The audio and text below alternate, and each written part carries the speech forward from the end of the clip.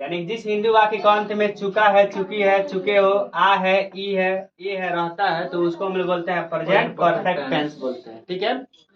और इंग्लिश में कैसे पहचानते हैं? जब हैज या हैव के बाद जब वर्ब का तीसरा रूप आता है, जब हैज या हैव के बाद वर्ब का तीसरा रूप आता है तो उसको हम लोग बोलते हैं प्रेजेंट परफेक्ट टेंस।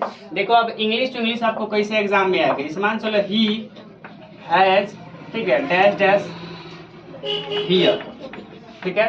अब ऑप्शन में ध्यान से सुनना लो, जैसे केम, बी नंबर ऑप्शन में कॉम्स, और सी नंबर ऑप्शन में कॉमिंग, और डी नंबर ऑप्शन में आपका कॉम।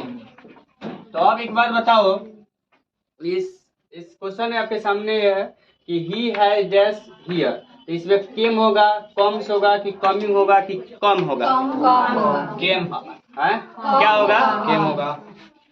ए की, बी की, सी की, डी? अच्छा, ए में केम होगा? अच्छा, ए में कितना लोग था? ये केम नहीं है। बताओ कॉम का, सुनो, ये कॉम का पास क्या होता है? केम होता है ना। तो ये गलती हो गया कि नहीं हो गया? आई बताओ, ये कॉम्स है, तो ये भर का 5वां नंबर रूप है कि नहीं है? तो बताओ हैज या हैव के बाद 5वां रूप आता है क्या? और बताओ ये V4 है कि नहीं है? ये भी गलत, ये भी गलत। और क्या सही होगा? कॉम होगा, ठीक ना। यानी कि ये क्या होता है, यानी कि हैज या हैव के बाद क्या आता है? V3 आता है। और एक और बात बता देते हैं कॉम के माध्यम से, क्योंकि आपको पता होना चाहिए V1, V2, V3, V4 और V5। तो जो कॉम जो यानी कि V1 किसे कहते हैं? भर के पहला रूप को क्या बोलते हैं?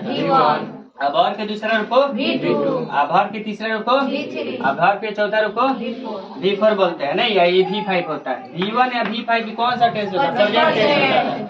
और ध्यान से सुनिएगा, टेंस का जो पहचान होता है, वर्ब के रूपों को ही देखकर हम लोग टेंस का क्या करते हैं? पहचान करते हैं। तो ये कॉम हो गया, V1 हो गया, इसका V2 हो गया, क्या हो गया? केम हो गया, इसका V3 क्या हो गया? कॉम होता है, इसका V4 क्या होता है?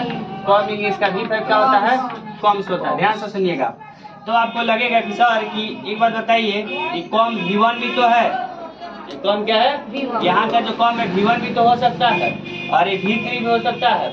लेकिन V3 कब होगा? जब इसके पहले हैज या हैव रहता है। यानी कि हैज और हैव प्लस में चाहे कोई एक्सुअली भर रहता है, चाहे हेल्पिंग भर रहता है, जैसे is, am are, was, were, has और हैव और हैड भी रहता है ना, तो उसके बाद भी क्या आता है? V3 भी लगता है। लेकिन ये V1 कब होगा? ये V1 इसको हम कब मानेंगे? जब इस सब्जेक्ट के तुरंत क्या रहे? बाद में रहे।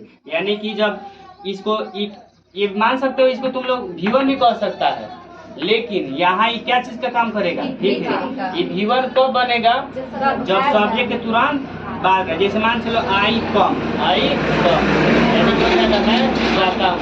नहीं, इसको हम लोग बोलते हैं प्रेजेंट टेंस। होगा कि नहीं होगा? आई V3 कब होगा? जब इसके पहले हैज या हैव रहेगा, तब क्या होगा? V3 होगा।